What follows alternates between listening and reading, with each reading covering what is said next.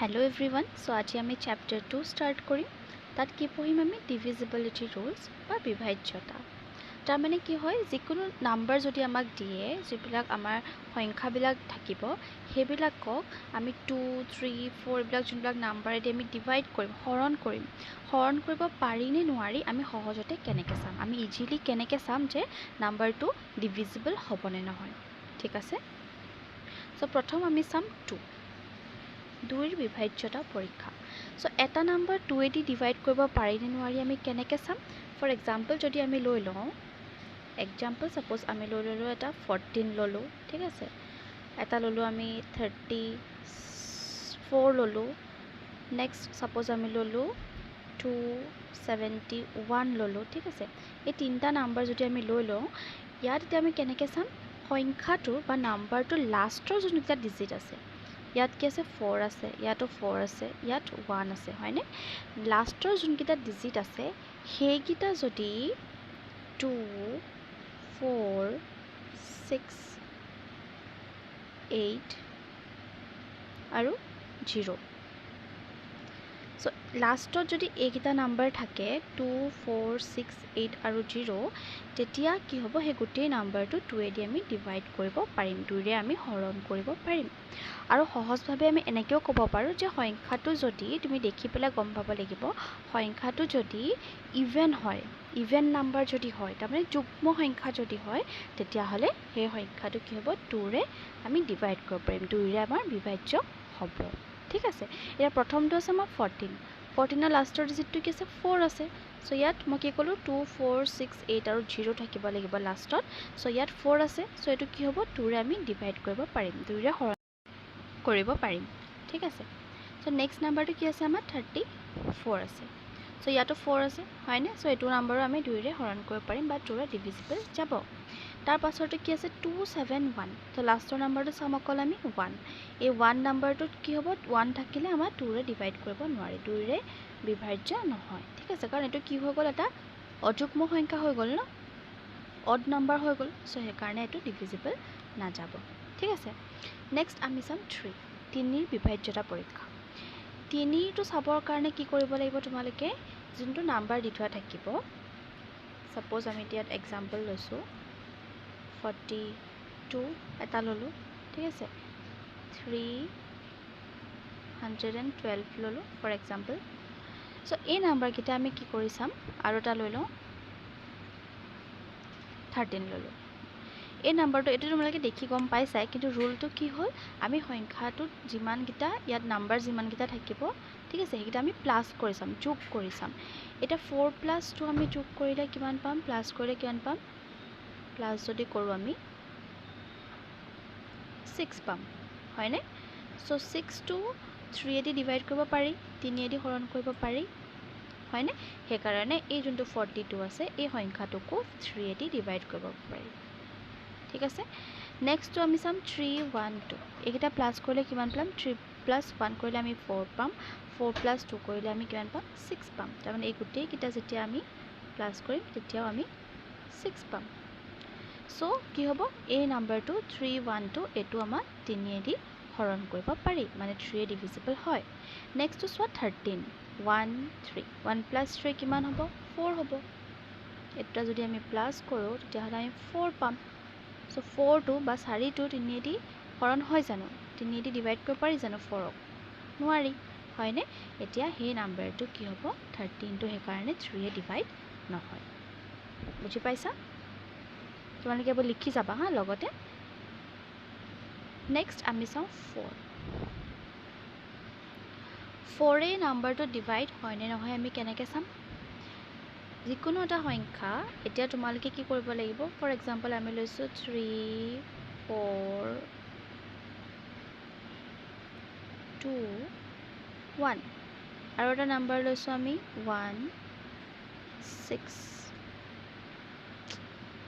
1 6 4 0 এটা 4 ৰ divisibility rule চাবৰ কাৰণে আমি কি চাম সংখ্যাটোৰ লাষ্টৰ দুটা ডিজিট হে চাব লাগিব শেষৰ আমি দুটা ডিজিট চাম এই শেষৰ দুটা ডিজিট যদি 4 ডিভাইড হয়, যদি 4 আমি হৰণ কৰিব পাৰোঁ, তেতিয়াহ'লে গোটেই সংখ্যাটো আমি 4 ডিভাইড কৰিব পাৰিম। এতিয়া প্ৰথমটোত কিমান আছিলে 3 4 2 1, চ' লাষ্টৰটোত কি আছে 2 1 21 21 আছে ন। চ' 21টোক 4 ডিভাইড কৰিব পাৰি জানো, 4 হৰণ কৰিব পাৰি জানো, নোৱাৰি হয়নে। সেইকাৰণে এই নাম্বাৰটোকো গোটেই নাম্বাৰটোকো 4 ডিভাইড কৰিব নোৱাৰি। ঠিক আছে, তাৰপিছত নেক্সটটো কি লৈছোঁ 1640, লাষ্টৰ দুটা 40 হয়নে। 40টোক 4 ডিভাইড কৰিব পাৰি, 4 হৰণ কৰিব পাৰি হয়নে। সেইকাৰণে এই গোটেই নাম্বাৰটোক 4 ডিভাইড কৰিব পাৰি। ঠিক আছে, ক্লিয়াৰ। নেক্সট আমি চাম 5ৰ ডিভিজিবিলিটি ৰুল বা 5ৰ বিভাজ্যতা পৰীক্ষা। 5টো চাবৰ কাৰণে একদম সহজ। আমি কি কৰিব লাগিব, লাষ্টৰ নাম্বাৰটো চাব লাগিব, লাষ্টৰ ডিজিটটো চাব লাগিব। কি থাকিব 0 আৰু 5 হয়নে। তোমালোকে 5ৰ যোনখন নেওতাখন আছে, যোনখন আমাৰ মাল্টিপ্লিকেশ্যন টেবুলখন আছে, সেইখন চালে গম পাবা ন। 5 5 1 5 10 15 হয়নে 20। চ' চবৰে লাষ্টৰ নাম্বাৰকেইটা কি আছে, এটা 5 এটা 0, এটা 5 এটা 0। চ' 5ৰ আমি এইখন একেবাৰে সহজ, লাষ্টত যদি 0 আৰু 5 মানে 0 আৰু 5 যদি থাকে, তেতিয়াহ'লে নাম্বাৰটো 5 ডিভাইড কৰিব পাৰি। ঠিক আছে, ক্লিয়াৰ। নেক্সট আমি আহোঁ 6। 6ৰে কেতিয়া ডিভিজিবল হ'ব, 6ৰে কেতিয়া আমি ডিভাইড কৰিব পাৰিম, যেতিয়া সংখ্যাটো, প্ৰথম কথা হ'ল যে সংখ্যাটো কি হ'ব লাগিব, ইভেন হ'ব লাগিব, যুগ্ম, তাৰমানে 2ৰে হৰণ কৰিব পৰা সংখ্যা হ'ব লাগিব। ফৰ এক্সাম্পল ধৰি লোৱা 6 1 = 6 হয়নে, 6 2 = 12, দুগুণ হ'লে 12, দেন 18 so on। চ' এই সংখ্যাকেইটা আমি চোৱা কেনেকৈ চাম। প্ৰথম কথা হ'ল যে 2ৰে হৰণ কৰিব পৰা হ'ব লাগিব, তাৰমানে কি হ'ব লাগিব, যুগ্ম বা ইভেন নাম্বাৰ হ'ব লাগিব হ'ল। নেক্সট আমি কি চাব লাগিব, এই নাম্বাৰটো 3দিও ডিভাইড কৰিব পৰা হ'ব লাগিব। যেতিয়া 2 and 3 2 আৰু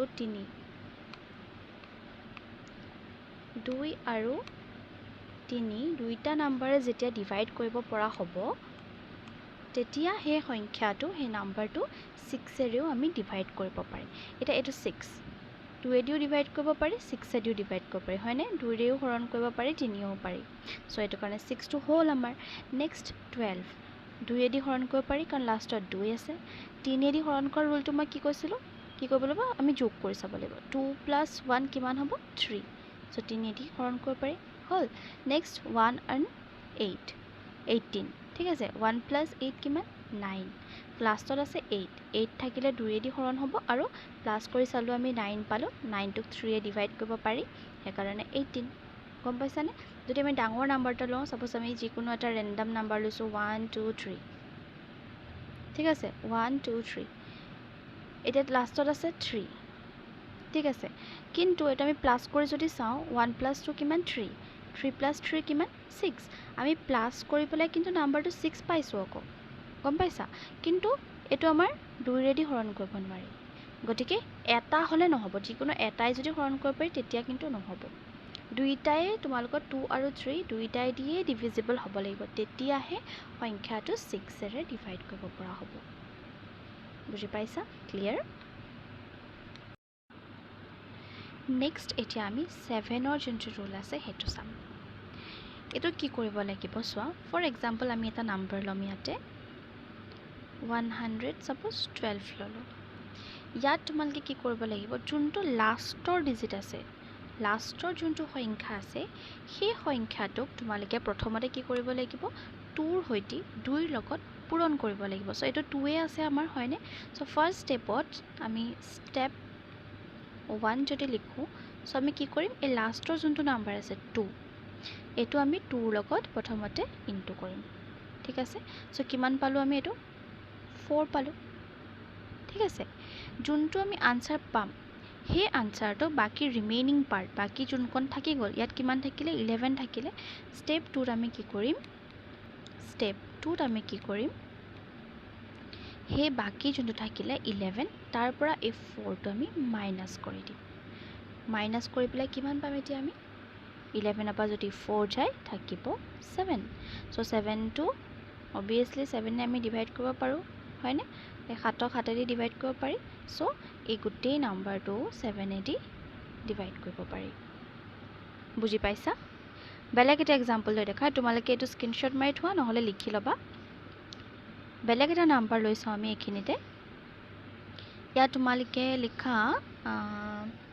2961 নেক্সট নাম্বাৰটো লিখা 2961 ইয়াত কি কৰিব লাগিব চোৱা এটো ডাঙৰ নাম্বাৰ হয় সো স্টেপ 1ত আমি কি কৰিম প্ৰথমতে এটো যোনটো লাষ্টৰ ডিজিট এটোক আমি 2 লগত ইনটু কৰিম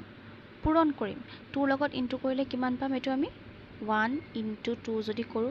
2 পাম হয়নে সো এই 2 টো বাকি ৰিমেইনিং পাৰ্টটো পা মাইনাস কৰিম 296 minus 2 কৰিলে 294 হল নেক্সট স্টেপটোত কি কৰিম আকৌ যোনটো লাষ্টৰ ইউনিট আছে লাষ্ট যোনটো ডিজিট আছে 4 এই 4 টোক আকৌ আমি 2 লগত মাল্টিপ্লাই কৰিম ঠিক আছে কিমান পাম 2 লগত যদি আমি পূৰণ কৰো 4 দুগুণ কিমান 4 2 যা 8 হয়নে সো স্টেপ 2ত আমি কি কৰিম 29 minus 8 সো 29 ৰ পৰা 8 মাইনাস কৰিলে আমি কিমান পালো 21 পালো ঠিক আছে সো এই 21 টো 7 দি ডিভাইড কৰিব পাৰি নে হৰণ কৰিব পাৰি নে পাৰি সো এই যোনটো নাম্বাৰ পালা তোমালোকে গোটেই নাম্বাৰটোক আমাৰ কি হ'ব 7 দি ডিভাইড কৰিব পাৰি লাষ্টত আমি যোনটো আনসাৰ পামগে হেতু যদি 7 দি ডিভাইড কৰিব পাৰি তেতিয়া হলে এই যোনটো নাম্বাৰ আছে হেতু কি হ'ব 7 দি ডিভাইড কৰিব পাৰি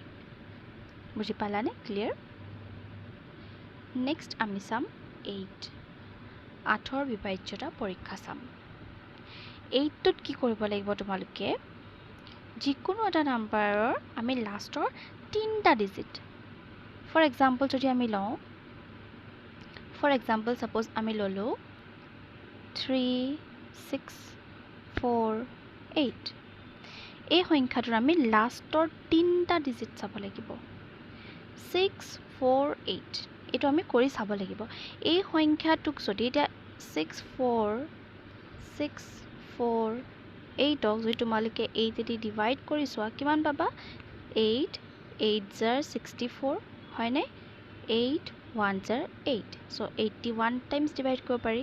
81 বাৰ আমি হৰণ কৰিব পাৰিম হয়নে 8 দি 648 ঠিক আছে সো এই নাম্বাৰটো কি হৈছে 8 দি হৰণ কৰিব পাৰি 8 দি আমি ডিভাইড কৰিব পাৰো সো এই গোটেই নাম্বাৰটো তেতিয়া হলে কি হ'ব এই গোটেই নাম্বাৰটো 8 দি ডিভিজিবল হ'ব আমি লাষ্টৰ 3টা নাম্বাৰ চাব লাগিব 3টা ডিজিট চাব লাগিব ঠিক আছে ক্লিয়াৰ নেক্সট আমি আহিছো 9 9ৰ বিভাজ্যতা পৰীক্ষা 9ৰ বিভাজ্যতা পৰীক্ষাটো আমি কেনেকৈ চাম 3 যোনটো ৰুল আছিল 3 আমি কি কৰিছিলো নাম্বাৰ গিটা আমি প্লাস কৰি দিছিলো হয়নে সো 9 টো আমি কি কৰিব লাগিব নাম্বাৰ গিটা প্লাস কৰিব লাগিব সো ইয়াত আমি एग्जांपल হিচাপে লৈছো সাপোজ 3 9 6 7 2 এটা তুমি প্লাস কৰাছনি নাম্বাৰ গিটা প্লাস কৰা তোমালকে 3 + 9 কিমান হল 12 হল হয়নে 12 + 6 কিমান পাবা 18 পাবা ঠিক আছে 18 + 7 25 25 + 2 কিমান পালা 27 পাবা সো এগিটা আমি যেটা প্লাস কৰিম আমি যেটা যোগ কৰিম গোটে গিটা যেটা আমি প্লাস কৰিম সামটো আমি কিমান পাম যোগ কৰি আমি কিমান পাম 27 পালো ঠিক আছে এটা 27 টো এই নাম্বাৰটো 90 ডিভিজিবল হয়নে হয় সেই কাৰণে এই গোটেই সংখ্যাটো এই গোটেই নাম্বাৰটো 9 দি ডিভিজিবল হ'ব ক্লিয়াৰ বুজি পাইছা নেক্সট আমি চাও 10 10ৰটো একদম ইজি কি হয় সংখ্যাটোৰ যেতিয়া লাষ্ট ডিজিটটো লাষ্ট যোনটো ডিজিট থাকিব হেতু যেতিয়া 0 হ'ব তেতিয়া নাম্বাৰটো 10 দি ডিভিজিবল যাব হয়নে দৰে আমি হৰণ কৰিব পাৰিম তাৰ মানে ধৰি লোৱা এনি নাম্বাৰ যি কোনো নাম্বাৰ ললা লাষ্টত 0 যি কোনো নাম্বাৰ লৈছা লাষ্টত 0 থাকিলে আমি তো হেদি হৰণ কৰিব পাৰিম ঠিক আছে ইজি হয় লাষ্ট আমি চাম 11 11ৰ বিভাজ্যতা পৰীক্ষা সো নেক্সট আমি 11 টো লওঁ যিকোনো এটা নাম্বাৰ লৈ লম আমি ইয়াত এক্সাম্পলত আমি সাপোজ এটা ডাঙৰ নাম্বাৰ এটা লৈ লৈছো 3 2 4 5 6 8 2 ঠিক আছে তোমালোকে কি কৰিব লাগিব এই গোটেই যে সংখ্যাটো দেখিলা গোটেই যে নাম্বাৰটো দেখিলা এই নাম্বাৰটো এটা এৰি এটা সংখ্যা তোমালোকে ল'ব লাগিব ধৰি লোৱা 3 টো ললা 4 টো ললা 6 টো ললা 2 টো ললা ঠিক আছে 3 + 4 + 6 + 2 কিমান হ'ব এই গোটেই গিটা আমি প্লাস কৰিলে কিমান পাম গোটেই গিটা আমি প্লাস কৰিলে কিমান পাম 3 + 4 + 6 + 2 এটো আমি কিমান পালো 15 পাম হয়নে এই গোটেই গিটা প্লাস কৰিলে আমি 15 পাম নেক্সট যোনগিটা থাকি গৈছে 2 5 8 ঠিক আছে তাৰ পিছত আমি নেক্সট থাকি যোৱা গিটা লম 2 + 5 + 8 কিমান পালো এগিটা প্লাস কৰি পেলাই এটো আমি 15 পালো ঠিক আছে নেক্সট স্টেপটো তোমালে কি কৰিব লাগিব এই প্লাস কৰি যিগিটা তোমালকে আনসাৰ পাবা যদি আনসাৰ দুটা সেম পোৱা সেম যদি পোৱা তেতিয়া 11 ৰে ডিভিজিবল কৰিব পাৰিম 11 ৰে বিভাজ্য হ'ব নহলে